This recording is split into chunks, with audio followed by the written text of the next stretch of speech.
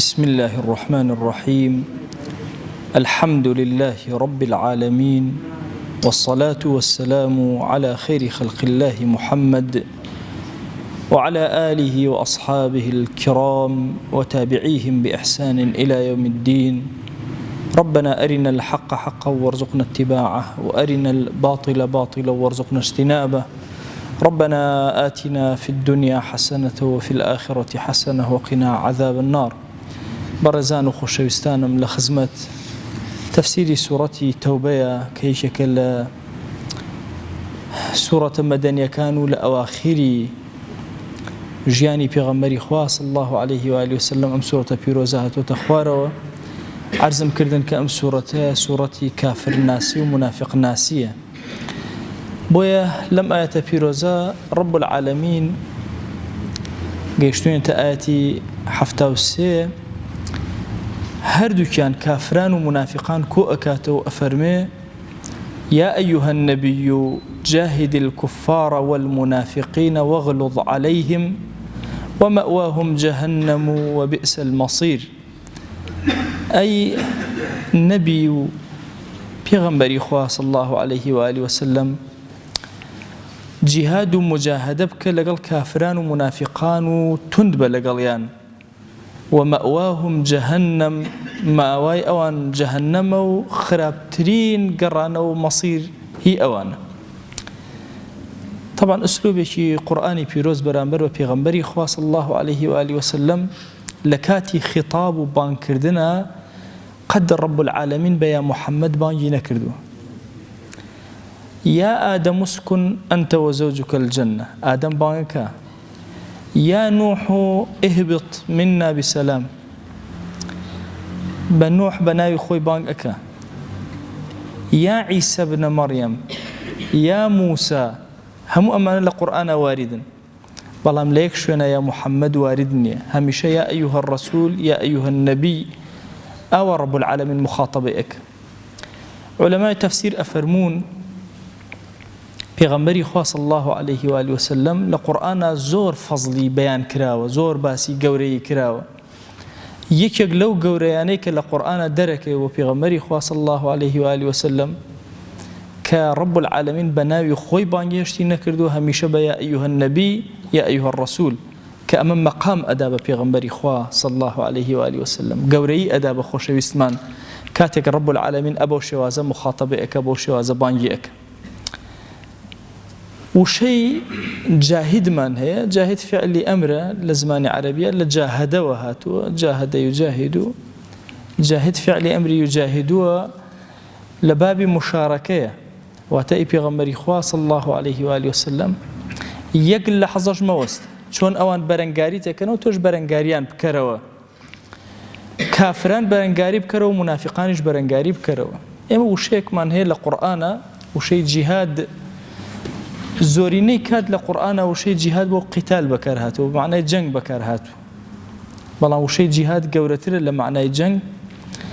لە قورئانی پیرۆزە بۆ غەیری جەنگیش بەکار هاتووە. عولەما ئەم ئاەتە ئەکەنە دەلیل لەسەر ئەوەی کە جیهاد تەنها مەبەست پێ قیتال و جەنگ نییە. هەموو جۆرەکانی جیهاد هەموو جۆرەکانی جوهدی ئینسان لە ڕووی دەعوە و بانگەواز و تەربیەت و جیهاد لە پێناوی خوایە بە معنای قیتالیەکە و هەموو معانیەکان وشەی جیهاد ئەگرێتەوە. بچ دليل بدليل أم آيات رب العالمين ببيغمبري خوا صلى الله عليه وآله وسلم أفرمي يا أيها النبي جاهد الكفار والمنافقين. جهاد كفار قمانيتيان بجنق جهاد وشمشيرة بقتال كشتنا أي منافقين. خو منافق كان بيغمبري خوا صلى الله عليه وآله وسلم نية كشتن لأنه مدينة أهات مؤتشون وكل سورة كالا آية كان بيشترى عرزم كرد بەڵکو پێغەمبەری خوا صلی الله عليه وسلم زۆر لەگەڵیانە نەرم بوو و دوای ئەم ئاەتەشە لەگەڵیانە نەرم بوو کەوا بوو ئەی جیهادی منافقان بە چی ئەکرێ. وە زۆرێک لە مفەسرین ئەفەرمون جیهادی منافق بە حوجە ئەکرێ بە دەلیل و بەڵگە ئەکرێ. یەکێک وەکو ئیمامی نەسەفی ئەفەرمێ جیهادی کافران بکە بە کوشتن بە قیتال و جەنگ جهادی منافقین بکە بە حجە و بەڵگە و دەلیل. چکە زۆر گرنگە ئینسانی موسڵمان ورد لە ئاەتەکانی پیرۆزی قورئان بنوارەوە سیرکە. لەوە چی ئێمە لە زەمەنی گەنجیمانە لەوە چی خۆشم لە وتارەوانە باسم کردبێ لەسەرەوەی کە هەموو شەیەکی جیهاد لە قورئانە بە معنای قیتال دێ، بەڵام کاتێک کە ورد ئەبیتەوە ئەبینی لەم ئاەتە پیرۆزە فعلا رب العالمین باسی جیهاد لەگەڵ کوفارە ئەکا لەگەڵ منافقینە. دوو بەرەمان هەیە ئێمە. طبعا جیهاد لەگەڵ کافرانە ئاسانترە تا لەگەڵ منافقینە. يعني منافق تۆ نایناسی، شەو ڕۆژ لە پەناتایە، مەشاکلێ بۆ دروستەکە، ئیشەکانە لە تێکەدا، لەگەڵ ئەوەشا تۆ واجبە لەسەرەکە جیهادی لەگەڵا بکەی حتا وەکو ئەیگێڕیتەوە. وەیە پێغەمبەری خوا صلی الله عليه وآله وسلم بە سەبر و حکمەتێکی زۆر گەورە، بە حلمێکی زۆر گەورە لەگەڵ منافقینە ژیانی بەسەر بردو. یعنی تەسەور کە ئەم پێغەمبەرە نازدارە ئەم هەموو ئەسحابە بە دەوریەوە ئەچێ بۆ جیهاد، ئەمانە ئەڵێن وەڵڵاهی ئەگەر گەڕایەوە ئێمە عەزیز ئەم زەلیلە دەرەکەین، لە بینی خۆیان ئاڵێن کورە مەبەخشن بەمانە هەتا وەکو دەوری چۆڵەکەن جا چاری ئەەکەین. ئێستا عەرستانەکەم ئەم ئاەتە لە موقعێکە هاتووەتە خوارەوە کە منافقین ویسیان پێغەمبەری خوا صلی الله عليه وسلم بکوژن لەناو جەنگی تەبووک. تەسەور کە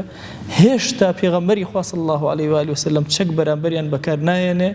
بەڵکو زۆر نەرم و حەلیم و لەسەر خۆ لەگەڵیانە ئەجوڵێتەوە. کەوابوو وشەی جیهاد لە قورئانە زۆرینەی کات ئەغڵب ئاوهایە بۆ معنای قیتال بەکاریە، بەڵام هەندێک جاریش بۆ غەیری ئەوە بەکاریە، و لە فەرمایشتەکانی پێغەمبەری خواشە صلی الله عليه وآله وسلم هەر بە هەمان شێواز. بۆیە خۆشەویستمان باسی جیهادی ئەکبەر ئەکا لە فەرمایشتێکە کە ئەفەرمێت جیهادی نەفسە کە ئینسان لەگەڵ نەفسی خۆیان تەسکیە و تەربیە ئەکا بە جیهاد ناوی بردووە. واتە وشەی جیهاد کەلیمەیەکی عامی گەورەیە، تەسکیە و تەربیەیەکی ئینسان کە خۆی ئیکا هەر بە جیهاد قبوڵەکرێت کە جەنگ ئەکا لەگەڵ شەیطانە، جەنگ ئەکا لەگەڵ نەفسی خۆیە، دواتر لەگەڵ کافرانە بە هەر وەسیلەیە بەرەنگاری کافران ئەکاتەوە، ئیتر نووسینێکە، ئیتر خوێندنەوەیەکە، ئیتر بارێکی ئیعلامیە، هەر شێوازێکەیە کە بەرامبەر بە کافران ئەوەستێتەوە هەمووی لە بواری جیهادا جێگەی ئەبێتەوە، کەوا بۆ جیهاد ئەنواع و ئەشکاڵی هەیە، چڵە پۆپەکەی و بەرزەکەیان بریتە لە قیتال لە پێناوی خوای گەورەیە و هەموو ئەوانی تریش قبوڵن لە مەسەلەی جیهادە. ئێمە ئەبینین پێغەمبەری خوا صلی الله عليه وسلم زۆر بە سۆزە، ئەیوێ هەر چۆنێ بێ ئەم منافقانە لە نیفاق دەرکە، زۆر ماندووە بەمە. بەڵام لەم ئاەتە پیرۆزە رب العالمین لەبەرەوەی وشەی جاهیدی بەکارهێناوە، واتە ئەگەر مجاهدت لەگەڵ ئەم منافقانە کرد و هەر نەهاتنە سەرڕێ،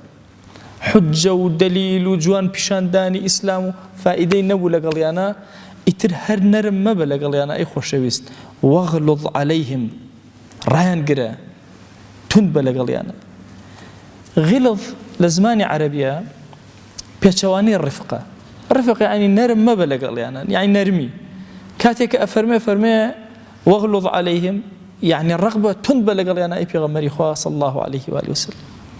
بۆیە سەواء کافر لەگەڵ منافقە لە دوای مجاهدەکردنی هەوڵدان بۆ ئەوەی بەرەو دینەکە بێت، چونکە ئەساس لای ئێمە کوشتنی خەڵک و مجاهدەکەش مەبەست تەنها ئەوە نییە شکاندنی بەرامبەرەکان بێ، نەخێر، بریتێ لە هیدایەتی بەرامبەرەکان. ئەگەر هەر هیدایەتیان وەرنەگرت ئەو کاتە وەغلظ عەلەیهم، تند بە لەگەڵیانە. ئەی پێغەمبەری خوا صلی الله عليه وآله وسلم، تند بە لەگەڵیانە لە دنیا، وەی سەرکۆنە بن، بگەڕێنەوە، هەز بە گوناهەکەیان کەن. طبعا ئێمە تەرغیب و تەرهیبمان هەیە. ئەتیادی مناڵێکی خۆت جاری وا هەیە پێڵێ کوڕم نوێشکە، ئەگەر نوێشکە ئەو شتت بۆ ئەکڕم، ئەو هەر نوێژەکە ناکە، اینجا تند ئەبی لەگەڵا. وەغلظ عەلەیهم، هەستەکە باوکی دەموچاوی لەگەڵیا گۆڕاوە، تووڕە بووە لێ، عاجز بووە لێ. وی لە فەرمایشتەکە ئەفەرمێ مناڵەکە ئەمری پێ بکە لە 7 ساڵەوە بۆ نوێژ لە 10 ساڵە ئەگەر نوێژینەکە لێ بدە. وی هەستکە، هەست بە غیڵظەتکە، جۆرێک لە تەربیەت دادان بریتێ لە توندبوون. یعنی ئێمە ئەمڕۆ لە مەکتەبەکانە ئەبینین دیراست زۆر بە دواوەیەتەوە، هۆکارەکەشی ئەوەیە کە مامۆستا هەموو تەرغیباتەکان ئەکا بۆ تەڵەبە، بەڵام تەرهیبی نییە، ترسانی نییە، غیڵظەی نییە، بۆیە مناڵەکە هیچ گوێ نادات، و لە مامۆستاکەشی بە هیچ شێوازە ناترسێ، و شەرمیشی لێ ناکە. بۆیە هەردوو جۆرە تەربیەکە، جیهادی لەگەڵاکە بە حوجە بە دەلیل لەگەڵ منافقان نەرم بە لەگەڵ، بەڵام ئەگەر هەر چارەسەر نەبوو چۆن لەگەڵ کافرەکە ئەخیر جار ئەگاتە قیتال و جەنگ، بە هەمان چشن لەگەڵ منافقیشە ئەخیر جار ئەکاتە غیڵظە و تووڕەبوون و عاجزی. بۆیە پێغەمبەری خوا صلی الله عليه وآله وسلم لە دوای ئەم ئاەتە پیرۆزە لەگەڵ منافقینە زۆر کات ڕووی نەئەدانێ ڕوونەدانی پێغەمبەری خوا صلی الله عليه وسلم بە هەندێک لە منافقین بە هەندێکیان مێژونووسەکان هاتوون ئەمانەیان نووسیوەتەوە ئەسحاب نەقڵیان کردووە دەم و چاوی خۆشەویستمان گرژ بوو لەگەڵ فڵان کەسە تند بوو لەگەڵ فڵان کەسە بۆیە هەر کەسێک کە تند بووە خۆشەویستمان لەگەڵیە وتیان ئەمە گومانی نیفاقی لێ ئەکرێ طبعا ئێمە منافقی خالصمان هەن و هەندێک کەسمان هەن لەناو مەدیناکە عولەما باسییان کردن و گومانی نیفاقیان لەسەرە ئەوانە بوون کە پێغەمبەری خوا صلی الله عليه و آله وسلم دەم و چاوی زبر بووە بەرامبەریان ئەمانە ومەئواهم جەهەنەم تۆ لە دنیاە لەگەڵیانە تند بە مەئوایان بریتێ لە جەهەنەم و بئس المەصیر خراپترین مەصیر و گەڕانەوە چاوەڕێیان ئەکە داستانێک حەزەکەم لە خزمەتانە باسکەم پێغەمبەری خوا صلی الله عليه و آله وسلم کاتێ لەم غەزوەیە دەرئەچێ بەرەو غەزا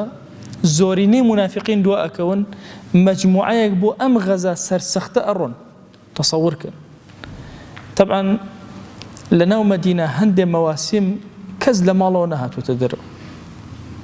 ئەڵێ هەمویان لەژێر سێبەری دارخورمەکانە خۆیان کزە کرد خواخوایان بۆ هەوایکی فێنەکە هەڵدا و لێیان بدە ئەوەندە گەرم بوو ئەو لەمە هەر هەموو سوورە بوو ئەفەرمێ ئەلەم کاتا ئیعلانی کرد و فەرمووی ئەچین بۆ جیهاد زۆرێک بەجێمان بەتایبەتی سەرانی نیفاق هەر نەیانوێرا بڕۆن بەڵام هەندێک لە منافقین ڕۆشت لە ڕێگایە کە ئەڕۆشتن لە بینی خۆیانە تاکتیکیشیان دانا بەناو کۆمەڵێ بەردا ئەڕۆشتن و خوارەوە زۆر چاڵ بوو وتیان زۆر باشە مادام ئیتیجاهی پێغەمبەر صلی الله عليه وسلم بەرەو ئەوەیە وردە وردە ئەلەویا شانەخڕە ئەکەین خۆمان ئەدەین لە وشترەکەی هەتا ئەخێنە خوارەوە ئەکەوێتە خوار و نەجاتمانە بێ ئیسراحەتێک طبعا کەس بەمەی نەزانی و تاکتیکێکی زۆر وردیان دانا بوو زۆر بە عەقڵانە کە پێغەمبەری خوا صلی الله عليه وسلم بکوژن ئەلەم کاتا حوذەیفەی کوڕی یەمان نزیک بوو لە پێغەمبەری خوا صلی الله عليه وسلم هەستی کرد ئەمانە دەم و چاو غەریبانە و وردە وردە نزیکە بنەوە لە وشترەکەی هاواری لێکردن وتی دوورکەونەوە لە وشترە چەند جارێ ئینزاری کردن زانیان حوذەیفە هەستی پێکردوون وردە وردە پاشەکشیان لێکرد دوورکەوتنەوە کەس بەمەی نەزانی کەس دەرکی بەمە نەکرد ئەمە ڕووداوێک لە ڕووداوەکان لە ئێستا عەرزستانەکەم ڕووداوی دووەم ئەم ئاەتە پیرۆزانەی کە باسی نیفاقەکە پەیتا پەیتا ئاهاتنە خوارەوە لە ڕێیە منافقەکانیش تەحملی ئەمەیان نەئەکرد گەورەکانیان لەناو مەدینە دانیشتون ئەم ئاەتان هەیەتە خوارەوە باسی ئەوانەکە کە دواکەوتون لە جیهاد و بەو شێوازە و زۆریان پێ ناڕەحەت بوو کەسێک هەبوو بە ناوی جەلاسی کوڕی سوەید ئەنساری بوو وتی ئەگەر وابێ لەناو کۆمەڵەکەی خۆیان مەجموعەکەی خۆیان وتی ئەگەر وابێ ئەمانە باس ئەکەن کە بەم شێوازە ئەوانە متەخەلفن ئەوانە بۆ شێوازە منافقن دەی بەخوا ئەوانەی کە ئەم باسییانەکە باشترین کەسی ئێمن دەی ئەگەر ئاوا بێ ئەم قسەیە تەواو بێ بەخوا ئێمە لەم شوێن کەوتنەوانە مادام ئەوانە شەڕ بن و خراپ بن ئێمە لە گوێ درێژ خراپترین مادام ئەو گەورەکانمان ئاوا بن ئێمە چی هاتون بۆ جەنگ و جیهاد یەکێک لە هاوڵان بە ناوی عامری کوڕی قەیسی ئەنساری یا عوەیمری کوڕی قەیسی ئەنساری گوێی لەم قسەیە بوو طبعا لەگەڵ جەلاسە زۆر ڕەفیق بوو حتا زۆر کات جەلاس هاوکاری ئەمی ئەکرد ئەفەرمێ لەم کاتە گوێی لێ بوو وتی شەرت بێ ئەم قسەی ئەگەێنمە پێغەمبەری خوا صلی الله عليه وسلم بوو بە دەمەقاڵیان و پەلاماریەکیاندا منافقەکان هەموو کۆبوونەوە بە دەوریەکەوە ویسیان عامر بکوژن پێشەوەی بگاتە پێغەمبەر صلی الله عليه وسلم عامر بە پەلە ڕای کرد گەیشتە خزمەت پێغەمبەر صلی الله عليه و آله وسلم عرضی کرد وتی یا رسول الله شتێکی ئاوا ڕوویداوە جەلاس بە حساب یەکێکە لە هاوڵان و مقەڕبین کەچی ئاوا ئەڵێ خۆشەویستمان ناردی بە دوای جەلاسە وتی جەلاس تۆ شتێکی ئاوا دووتووە سوێنی خۆ لە بەردەم پێغەمبەرە صلی الله عليه وسلم کەشتی وا نەبوو ئەم عوەیمرە درۆم بوو هەڵە بەسێوەم عامرە ڕاز ناکە پێغەمبەری خوا صلی الله عليه وسلم کە عادەتی طبعا ئەم ئاەتە زۆر باسی حلفی منافقین ئەکا لێ قبول کرد بادام سوێنی خوارد با بچێ بەڕێی خۆیەوە عەفوی کرد طبعا عوەیمر زۆر ئەمەی پێ ناخۆش و عامری کوڕی قەیس زۆر بەمە ناڕەحەت بوو دەستی بەرز کردەوە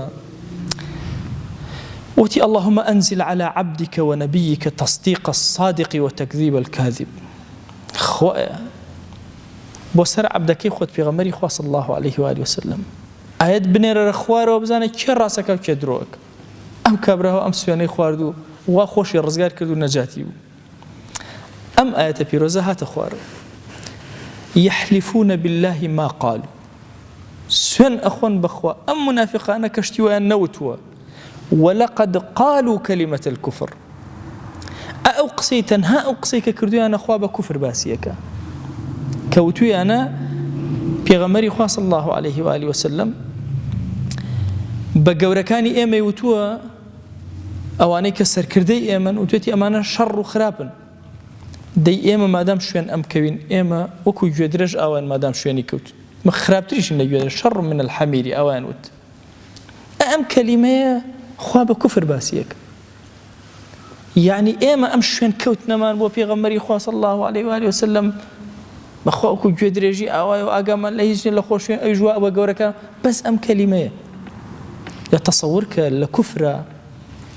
لە وتارەکانی یاساکانی کافرکردن لە بیری ئیبن تەیمیە لە فکری ئیبن تەیمیە و دیدی ئیبن تەیمیەوە باسی ئەوم کرد کە ئێمە ئەنواع جۆری کوفرمانەیە کوفرمانەیە لە اعتیقاد و دڵایە کوفرمانەیە لە زمانە کوفرمانەیە لە کردەوەیە ئەمە کوفری زمانە قسەیەکی کردووە خوا بە کوفر باسیەکە يحلفون بالله ما قالوا ولقد قالوا كلمة الكفر كلمة كفر يانوتوا أمانة وكفروا بعد إسلامهم جلاس ئەگەر مسلمانی ژبوو بێ ئەم منافقانە لە دوای ئەم کەلیمەیە کافر بوون تەواو بوون لەم ئاەتە پێرسا فەرمێ وهەموا بما لم ينالوا ئەم هەموو بما لم ينالوا باسی ئەو کوشتنە ئەکا کە ویستیان پێغەمبەری خوا صلی الله عليه و آله وسلم بکوژن عولەما فەرموون لەوە ئەچێ هەتا ئێرە بڵێن ئەوە تەنها عامر هاتووە عامری کوڕی قەیس بۆی گێڕاوەتەوە بەڵام وهەموا بما لم ينالوا هەمێکیان کرد ئیرادەیەکیان کرد بۆ کوشتنی پێغەمبەر صلی الله عليه وسلم و کە پێی نەگەیشتن و نەیانتوانی دەلیلە لەسەرەوەی کە خوا فەسحی کردن بە تەواوەتی مەسئلەکەی حودەیفەی کوڕی یەمانیش و دوورخستنەوەی ئەمان بە جوانی ڕۆشن بوویەوە کە مەبەستیان لە کوشتنی پێغەمبەر بوو صلی الله عليه و آله وسلم کە دواتر جەلاس لە دوای ئیمان هێنانەوەی خۆی باسی کرد تێمە قەرارماندا بوو پێغەمبەری خوا صلی الله عليه و آله وسلم بکوژین و ئەو ئاەتە پیرۆزە وهەموا بما لم ينالوا باسی منافقین ئەکا کە هەممان کرد هەموو پێکەوە بە شتێکە پێی نەگەیشتین ئەلێرە وشەی هەم ئایا هەم تەنها خەیاڵە بە دڵی ئینسانە بێ یان هەم شتێکە کە عەزیمەتی لەگەڵا بێ خۆشەویستمانە فەرمێ هەر کەسێ هەم بکا بە حەسەنە نەشیکە ئەجری بۆ ئەنووسرێ کەوابوو هەم بریتێ لەوەی ئینسان عەزم جەزمەکات و بڕیار ئەدا و ئیشیشی لەسەر ئەکا بۆیە ڕەحمەتی خوا لە غەزالی بێ ئەفەرمێ مەسائلی هەم و خەیاڵات و ئەوانە ئەفەرمێ 6 نەوعی هەیە نەوعێکی گوناهی لەسەر نییە ئینسان وا بزانێ خەیاڵاتی بە مێشکە یان هەندێ هەم دێت ئیتە بڵێ هیچ گوناه هەم لەسەر نییە ئەو هەمەی کە لە ناخی توێ بێتە عەزیمەت ئەبێتە بڕیار ئیرادە لەگەڵی ئەجوڵێ بە گوناه لەسەر دەنووسێت ئەی تەسەوور کە ئەگەر کەسێک هات هەممی گوناهێکی کرد هەممی کرد دزی بکە چوو ئیرادەی کرد نزیک کەوتەوە محاوەلەی کرد دوای دزەکەی پێ نەکرا ئەم کەسە وڵات دزەکەی پێ نەکرا تازە تری هیچی لەسەر نییە مجەڕەدی هەممەکەی هەر لە ماڵەوە چووە دەرەوە بەو نیەتە نیەت زۆر گرنگە لە ئینسان و لە حەیات ئیشەکەشی بۆ نەکرا باشە گوناهەکەشی نەکردووە ڕێگرێ هاتە پێشەوە ئەمە ئیقدامی کردووە لەسەر گوناه بۆیە بەشی اعتقادەکەی بەشی دڵەکەی بەشی هەمەکەی بەشی نیەتەکەی گوناهی لەسەر نووسێ ئەو بەشەی کە لەسەری نانووسرێ بریتێ لەوەی کە ئینسان هەندێک جار خەیاڵاتێ بە مێشکایە نابێتە عەزیمەت خوا ئەوەی لەسەر نانووسێ ئەگەرنا ئەو خەیاڵاتەی کە ئەبێتە عەزم و جەزم بەتایبەتی لە مەسائلی شەهوەتە هەر خەیاڵاتێ شەهوەتی تۆی جوڵان یعنی عەزم و ئیرادەی تۆی جوڵان پێ گوناهبارە بی و ئینسان وا نەزانێ مجەڕەدی خەیاڵ هیچ گوناهێکی لەسەر و تەنها مجەڕەدی خەیاڵاتیش بۆ چاک نابێتە چاک ئەبێ تۆ عەزمت کردبێ جەزمت کردبێ نیەتت هێنابێ ئیرادەت جوڵا بێ اینجا ئەو کاتە بڕیار ئەدرێ کە تۆ هەمت کردو بە حەسەنەیەک و با نەشت کرد بێ خوای گەورە هەر بۆتە نووسێ دەی ئەمانە هەمێکیان کرد لە دڵیانە بەڵام هەمەکەیان چی بوو ئەوە تا تەختیتیاندانا بڕیاریاندا نزیک کەوتنەوە لە وشترەکان اینجا خوای گەورە بە هەم ناوی ئەبە بۆیە لە داستانی یوسف عليه السلام وهمت به وهم بها لولا أن رأى برهان ربه باشە ئەم ئافرەتایە هەممی نەکرد بە پێغەمبەر یوسف عليه السلام دەرگاکانی داخست هەممی کرد وتی هەیتە لەک باشە هەرچیشت بوتی بۆیە خوای گەورە بە هەم باسیەکە بەڵام لە مەسەلەی یوسفە ئەفەرمێ وهەمە بها لولا أن رأى برهان ربه ئەگەر بورهانی خوا نەبووە ئەویش هەممی ئەکرد بەڵام هەممی نەکرد چونکە لەولا بۆ ئیمتیناعی شتێکە لە شتێک لە زمانی عەرەبیە بۆیە منافقین هەمیان کرد بە کوشتنی پێغەمبەر صلی الله عليه و سلم بەڵام پێی نەگەیشتن و نەیانتوانی لە دوای ئەمە طبعا جلاس کام ئاەتانە هاتە خوارەوە باسی حلفی ئەوکە باسی ئەوەکە ئەخیری ئەم ئاەتانە بوو بە سەرەتایەکی خێر بۆ جلاس ئەفەرمێ وما نقموا هەر باسی ئەوە إلا أن أغناهم الله ورسوله من فضله كرة أمانة بو أمر رقيان هيا برامبر وبيغمبر صلى الله عليه وسلم أبويا رقيان نبويا چونك خوشويس همو يعني دولمند كرت خوا جل جلاله لفضلي خوي وبيغمبر صلى الله عليه وسلم وسيلة بو أويكا همو يعني أم أجرى يا أم دولمند يا جورا ورقرن بيش أوي بيغمبري خوا صلى الله عليه وآله وسلم بيت الناو مدينة كم ترين رجع أسب لنا مدينة أبو بهوي جنگ الجهاد لصالي دوي هجرية هميان بونا خاواني أسبي تشاك هميان دولمند بون حتى جلاس خوي عبدك لعبد كان كجرا غلامكي بيغمري خوا صلى الله عليه وسلم بيش أم حادثة 12,000 درهم داي ويم آياته أما بيري جلاس خاتوا وما نقموا وبو رخيان لبيغمبر صلى الله عليه وآله وسلم نا وبو يرخيان ليتي لبروي دولمندي كردون لبروي خوا جل جلاله فضلي بسرا باران دون دي فإن يتوبوا يكو خيرا لهم كرخو أجر أمانة توبة زور باشتر أبو أوان فإن يتوبوا يكو خيرا لهم أليرا سبحان الله أم آية بيروزة ورتو أي منافق كوبي توبته بيغمبر بكجي صلى الله عليه وسلم بلي والله أم قصاني أو رازبه ئێمە لە گوێدرێژ خراپترین کە شوێنی کەوتوین کەچی خوای گەورە هێشتا عەبدەکان دەرگای تەوبەیان بۆ ئەکاتەوە لەعەلە بگەڕێنەوە بۆیە جەلاس کە ئەم ئاەتە هاتە خوارەوە تەوبەی کرد هاتە خزمەت پێغەمبەر صلی الله عليه وآله وسلم یا رسول الله من وازم لە نیفاق هێنا تەواو لە دوایە یەکێکە لە هاوڵە زۆر ساغەکانی پێغەمبەر صلی الله عليه وسلم ئەلێرە لەم قسە و داستانەی جەلاس ئێمە سوودی ئەوە وەرەگرین ئەگەر کەسێ منافق بێت چەند ئەو ئاەتانە بە سەختی و قورسی باسی ئەکەن بەڵام دەرگای تەوبە داخراو نییە مهما كان پلەی نیفاق لە ئاستێکی بەرزا بێ وەکو ئەوەی جەلاس بگاتە ئاستی ئەوەی کە هەم کەی بە کوشتنی پێغەمبەر صلی الله عليه وسلم کەچی دەرگای تەوبە لەسەر دواڵا بێ تەوبە بکە و بگەڕێبە ئەفەرمێ وئن يتولوا ئەگەر تەوبە نەکەن وإن يتولوا يعذبهم الله عذابا أليما في الدنيا والآخرة خو أجر توبنا كان خو عذابك زور بشدتيان أدا لدنيا عذابيان أدا سر شوريان أكا لآخرتي شا عذابيان أدا وما لهم في الأرض من ولي ولا نصير أمانا لسر الزاوية هيج دوستي كان نية وهيج سرخري كان نية لعذاب إخوة لبلا إخوة لا يندا وشي في الأرض هندق لمفسرين وين لك داوته كلام سر الزاوية هندق فرمان نا والله لم سر الزاوية للزاوية كي ساحي محشريشة يوم يبدل الأرض غير الأرض تبيرو زكاة أم الزاوية أقرب الزاوية كتير أفرمون كابو ما دام وشي أرض هات ولا ويش لم أرزو لساحي محشريشة هيج دوستي كان نية وهيج هاو كأر ويارمتي داري كان نية أم آية بيروزا كمال الدروازي نويلة كردينو أي بيغمري خواه صلى الله عليه وآله وسلم جهادك مجاهدك هول بدا لقل كافرانا لقل منافقانا تندب لقل يانا أو أنا هر مأوان جهنم كوتاو خرابترين جوري مصير هي أوانا باسويان بخون لەسەر ئەوەی کە نەیانوتووە بەڵێ وتویانە و کەلیمەیەکی ئەوەندە قورسیشیان وتووە کەلیمەی کوفر بووە بەڵام لەگەڵ ئەوەشە دەرگای تەوبەیان لێواڵایە و ئەگەر تەوبە نەکەن جارێکی تر تووشی عەزابی سەختە بن لەم دنیا و لەو دنیا یان لەم دنیا و لە ساحەی مەحشەرە خوای گیان داوا لێ ئەکەین بە ناوی جوانت بە سیفەتی بەرزە بە ڕەحمەت و کەڕەمی خۆت لێت ئەپاڕێنەوە لێت ئەلاڵێنەوە خوای گیان دڵمان لە نیفاق پاکەرەوە یا ئیلاهی بمانگێڕە لەو عەبدانەی کە بە ساغی خواناسی و دینداری و عەبدایەتی ئەکەن یا ئیلاهی بمانگێڕە لەو عەبدانەی کە سەریان بەرزە لە حوزوری تۆیە یا رب العالمین یا ئیلاهی لێمان ڕازی بە یا ئیلاهی لێمان ڕاضی بە یا ئیلاهی لێمان ڕاضی بە